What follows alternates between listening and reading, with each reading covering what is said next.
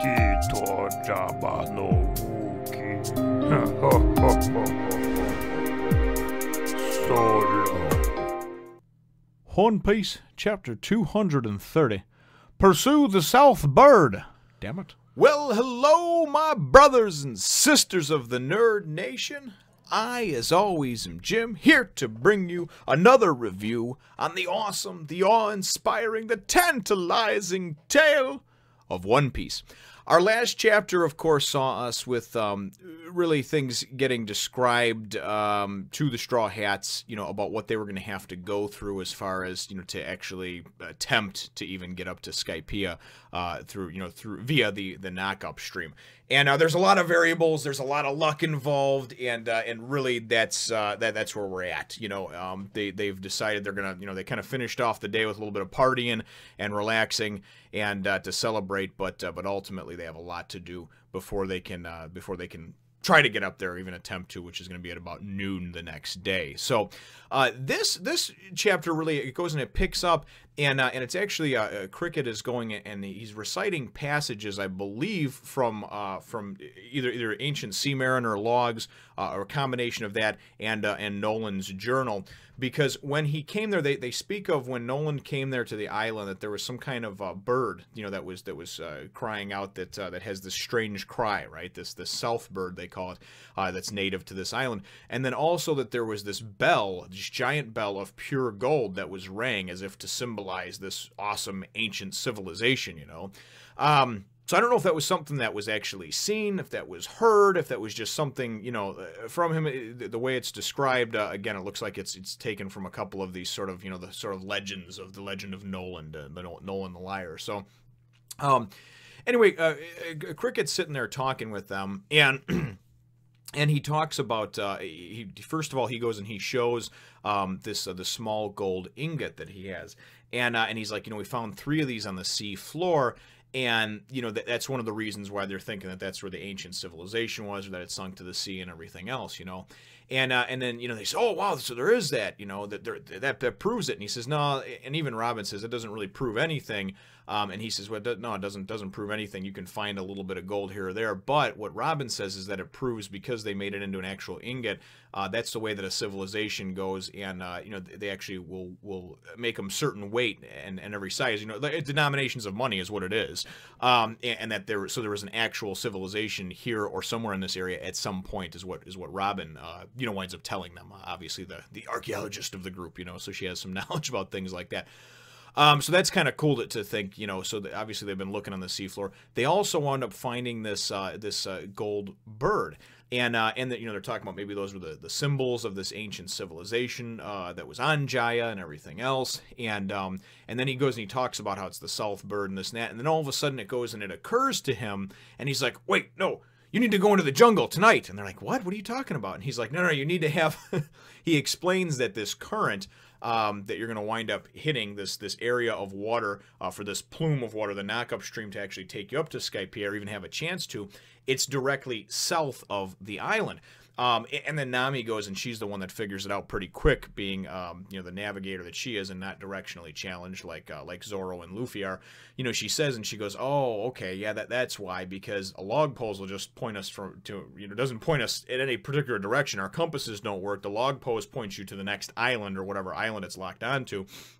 So getting this South Bird, she explains about how some animals obviously just sort of have that innate ability to go and fly a certain way or migrate a certain way, and this South Bird is obviously one of them. And it's kind of funny because as her and Cricket are talking about this, Luffy goes and she's like, "See, Zoro, even animals are smarter than you." better at finding things and directions than you, And Zoro's like, look who's talking, So again, just some of the comedy is very, very good, I think. So anyway, so they decide that in the middle of the night, they got to go and break off and go into the jungle. So they all go walking off into the jungle. They got to capture one of these South Birds so they can obviously have it come with them on their journey and actually make it to this area of water, because there's nothing that marks it, there's no flag out there that says, hey, this is where the knock-up stream is going to be. So they got to go capture this bird. So they go into the jungle, and all the Straw Hats, and then of course Misira and Shoujou and Cricket, they're going to work on reinforcing their ship, and even Cricket's like, we shouldn't have been partying and blah, blah. It's like, yeah, a little late for that, right? So they go into the jungle, and they got 3 nets, so they're going to break off into 3 teams. So team 1 consists of Sanji, Nami, and Usopp, right? And Sanji, of course, is like, oh, I'll protect you, Nami, and this and that. And then Usopp's scared shitless, and he's like, what about me? And he's like, hey, you're on your own, buddy. So they're walking through the jungle, and each one of them sort of has these funny occurrences that happen, you know? And all of a sudden, Usopp goes, and he's just like, oh, look, where'd you find that, Nami? And they show, and there's this giant spider on her, you know? And, oh, I get the shivers just talking about it. I'm not a fan of spiders. And anyway, and neither are Sanji and Nami, because they're like, oh my god, I get the creepy crawly, get it off me. Usopp's like, don't worry about it, and they're like falling from the trees, you know. He's like, they're probably just so-and-so tarantulas, and he's kind of like petting it and playing with it. He's like, I used to play with them all the time, and blah, blah, as long as you don't, you know, scare them or try to attack them, they won't bite you, you know. And Nami and Sanji are just like, we don't like those creepy crawlies, you know. And then Usopp goes and he's like, well, then you won't like the centipedes and the moths that are over there, you know. And those don't bother me as much. I'm not a big fan of bugs, period. My wife absolutely just scared to death of centipedes. And occasionally when we do find one in the house, she's always like, oh God, would you kill that? But she'll kill anything else, you know? So anyway, I just kind of find this funny because of some of the similarities to, you know, just, well, I guess me and my family in real life. But so they're going, you know, that's kind of their little comical story that they have going. Then it breaks off and it shows us the next team, and the next team is Robin and Zoro, which is funny because Zoro is the only one that's still very wary of Robin, hasn't accepted her, and he even makes that known, you know, very very quickly. They're walking around. He's directionally challenged. There's one point where he tries to go back down a path they just came from. She points that out, and he's like, remember, you know, I still don't trust you. And there's these giant, obviously in this jungle, there's all kinds of crazy things, but it reminds me kind of the newer Peter Jackson King Kong, because there was on this island, there's these giant bugs, centipedes and such, and Zoro winds up, he's killing this one centipede, but the thing's, I don't know, it looks like it's the damn size of him or maybe bigger. And Robin's like, God, you know, do you have to kill everything? And then Zoro's like, it's its fault for challenging me, you know? So Zoro's got that, you know, that big swinging dick mentality of, it challenged me, I gotta kill it, you know? And Robin's just kind of like, hey, whatever, man, you know, just leave him be. You don't have to kill him. So he gives her the whole, you know, I don't trust you and this and that. And she goes and explains to him, no, we should go this way and be careful over there. That's slippery. And then you kind of see like the word bubbles as it, you know, sort of pans out and just shows the jungle, and Zoro's like starts slipping, you know. So it's kind of funny to see those two, you know, get put together on this little errand. So then we go and we see the last group, and that's of course who's left is Chopper and Luffy, you know, and it's funny because they're going and they're walking through, and Luffy winds up seeing some kind of beetle, an Atlas beetle, I think he talks about, and he says about how valuable it is and this and that. And Chopper goes and says, is this valuable as the One Piece? And Luffy's like, yeah, I don't know, that's a hard one. You know, he's like, come on, catch it. So they're trying to catch this damn beetle instead of catching this bird. They're supposed to be out here catching this bird. And in each one of the occurrences, too, they wind up hearing this thing, and it just sort of makes a jaw. And it's like a J-O-H, you know, and it's jaw. So that's like the weird sound, I guess, that it makes that you can tell that it's one of these birds, you know. So we wind up seeing this overhead view from up high up in a tree, and one of these birds is sitting there, right? You know, and it actually looks almost like from Fruit Loops, the Toucan Sam, you know. It's got this big beak and everything. So this thing winds up going and drops a beehive down right next to, or right almost on, Chopper and Luffy. And Luffy are like, oh, bees, and they're running, you know. So then they go and they say, they wind up seeing this bird after that, and Luffy's like, oh, look, that's a bird that dropped a beehive on us, you know. So this thing goes and looks straight at him, though, and let me see if I can find the page. It'll be a little bit easier here. Yeah, let's see, blah, blah, blah, blah, blah.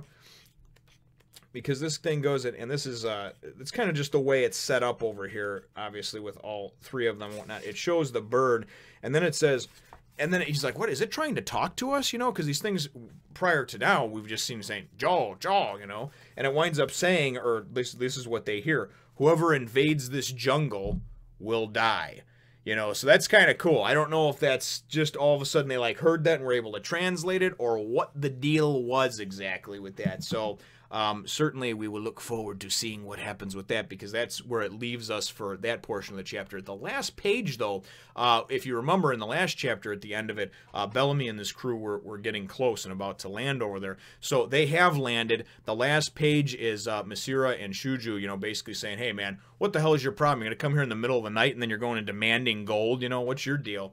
And it's Bellamy, of course, and his crew. And Bellamy's like, you know, I heard about a pirate, and I heard the story about cricket, and, you know, this and that, and about your troubles and your struggles and your family and your this and your that. And then he goes and he says, you know, which makes it all the more rewarding for me to go and just steal the gold from you, because there's such a sad story behind how you would get it and everything else, you know, or how you obtained it. So basically it just shows you like what, you know, the dick with eyes, the piece of shit, garbage, you know, scum fuck that this Bellamy is, man. And then, you know, and what's the deal with this guy too? I know he's Bellamy the hyena, but every time you see him, he's got a fucking tongue hanging out of his mouth. And you know what it reminds me of? It reminds me of somebody that got punched in their fucking face and they can't feel the one side of their face, or they got like numbed up at the dentist and their tongue is numb and it's just hanging out. I'm sure it has something to do with his powers, or it's his little trademark deal and everything else, but, you know, it looks like he's trying to lick himself. Anyway, so you wind up seeing him, and that winds up being the last page of it. I lost the damn thing over there, so, which pisses me off because of this, the whole South Bird and everything else. There. And he goes and he just gives his whole speech about, you know, and then want to know what people call me? Oh, they call me the hyena, the chuckle fuck. Anyway, I don't particularly care for the guy that much. So my chapter question, though, is what do you think about this whole, and I'm sure that the way everything's going to wrap up fairly soon, we'll probably find out in the next chapter too, but what do you think about the whole, you know, this bird, this Joel, at least that's what it was for the whole thing while they're trying to catch this thing and talking about it. But then all of a sudden this thing goes and it's just straight up, you know, straight up just like, anyone who enters this sacred jungle will die. It's like, whoa, hold on a sec. Hold the phone, buddy. Okay, you speak English? You know, you're like a parrot. But, you know, kind of what do you think about that whole bad omen, I guess you would say. So leave your answer to that question in the comments down below. Feel free to hit the thumbs up, the like button if you should think that I deserve it, and subscribe if you have not done so already. We will look forward to catching all of you in the next Fun Nation. The Predator says to subscribe, or you will be next. What the hell is that supposed to mean? Ho ho ho.